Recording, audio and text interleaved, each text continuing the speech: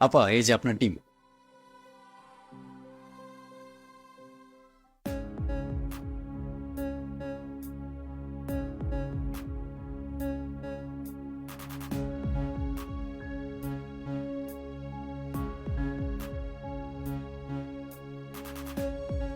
আপা, এই যে নিন আপনার টাকা।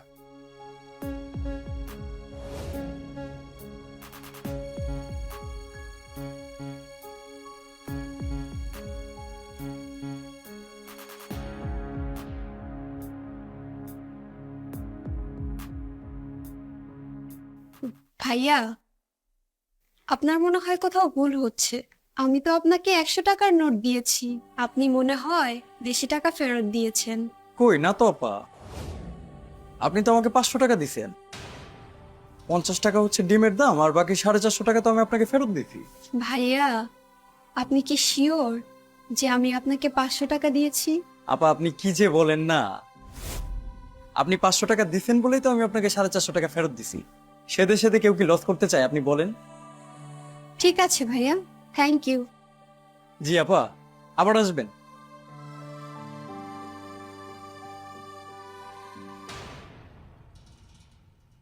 কি ব্যাপার ভাই?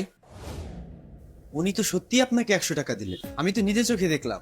খালি আপাদের বেলায় এমন করেন নাকি? আমাদের তো কোনোদিন টাকা বেশি দিলেন না। পারলে মাঝে মাঝে আমাদের একটু বেশি টাকা ফেরত দিন। ভাই, আপনি এসব কেন বলতেছেন আমি কিন্তু ঠিক বুঝতেছি না। আপনি কি হিসাব জানেন না, নাকি টাকার নোট চিনেন না? আমি তো দেখতেছি আপনি তো ঠিক মতো টাকার নোটই চিনেন না। ভাইজান, আপনি একটা সিগারেট চাইছেন তো আমি দিতেছি। প্লিজ আপনি কথাগুলো একটু আস্তে বলেন। কেন ভাই, আমি কি ভুল কিছু বললাম? আপনার এই কথাগুলা যদি উনি শুনতে পান তাহলে উনি খুব কষ্ট পাবেন। আমি এখানে 5 মিনিট ধরে দাঁড়িয়ে আছি, আমি আপনার কাছে একটা সিগারেট চাইছি, আপনি আমাকে আগে না দিয়ে ওই আপাকে আগে দিলেন। কিন্তু আমি তো আমার নিজের চোখে দেখলাম আপনি ওনাকে বেশি টাকা ফেরত দিলেন। ঘটনা তো বুঝলাম না, আপনি এইভাবে সেদে সেদে নিজের ব্যবসায় লস কেন করতেছেন? আচ্ছা ভাই, আপনি কি ওই আপাটাকে চেনেন? না তো ভাই। কেন? আপনি যদি ওনাকে চিনতেন তাহলে হয়তো এমন কথা বলতে পারতেন না। কি হয়েছে না বললে বুঝবো কিভাবে? আমি আপনাকে দেখেই বুঝতে পারছি আপনি এই এলাকার না। যদি থাকতেন তাহলে নিশ্চয়ই এই আপাটাকে চিনতে পারতেন। আসলে এই আপার বাবা ছিলেন একজন আর্মি অফিসার। ছিলেন মানে? এখন তিনি মারা গেছেন। আর তিনি মারা যাবার পর সরকার থেকে তাকে অনেক বড় সম্মাননা দেওয়া হয়েছে। কিন্তু ভাই, সম্মাননা দিয়ে তো আর কারো পেট চলে না, চলে বলেন? আর এই আপাটার মা মারা যাবার পর ওনার বাবা আমাদের এই দেশটাকে নিয়ে এত বেশি ব্যস্ত ছিলেন যে দ্বিতীয়বার বিয়ে করার কথা উনি কখনো ভাবেননি।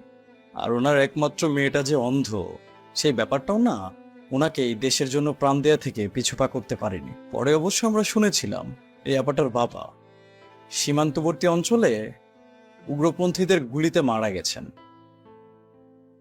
এই আপাটাকে অবশ্য তার দাদি এতদিন দেখাশোনা করত, কিন্তু 2 মাস হয়েছে ওনার দাদিও মারা গেছেন। আহারে, মানুষের জীবন কি অদ্ভুত। জানেন ভাই, আমরা এই মহল্লার যত দোকানদার আছি, যত ব্যবসায়ী আছি, আমরা সবাই মিলে এই আপাটার জন্য ফান্ড কালেক্ট করেছিলাম। তারপর সেটা তাকে দেওয়ার জন্য অনেক জোরাজুরি করেছি, কিন্তু তিনি না আমাদের এই টাকাটা নেন নাই। একজন বীর বাবার বীর কন্যা বলে কথা। সামান্য জীবন যুদ্ধকে ভয় পেলে তার কি আর চলবে বলেন? তাহলে ভাই, এই মেয়েটার দিন চলে কিভাবে? আত্মীয় স্বজন তো কেউ নাই। আমি যতদূর জানি উনি এখন ছোট বাচ্চাদের টিউশনি করে নিজের খরচটা চালান। আহারে, মানুষের জীবন। এই এলাকার সবাই মিলে এই আপাটাকে সাহায্য করার অনেক চেষ্টা করেছি, কিন্তু তিনি না নেন নাই। আত্মসম্মান বোধটা ওনার অনেক বেশি, সুতরাং কি আর করার, তাকে সাহায্য করার এই একটা মাত্র রাস্তা ছিল যেটা আমরা বেছে নিলাম। আমার মতো এই মহল্লার আরো অনেকেই আছে যারা তাকে এভাবে সাহায্য করেন। আমার কথা যদি আপনার বিশ্বাস না হয়, এই মহল্লার যে কোনো দোকানে আপনি যাবেন, যখন এই আপাটা যায় গেলে আপনি বুঝতে পারবেন। আপনি যেন কি বলতেছিলেন, আমি নাকি অঙ্কে কাঁচা? এখন আপনিই বলেন, আমি কি অঙ্কে কাঁচা, নাকি আমি ব্যবসায় লোকসান করতেছি? ভাই, আপনাদের না দেখলে বুঝতাম সমাজে এখনো ভালো মানুষ বেঁচে আছে।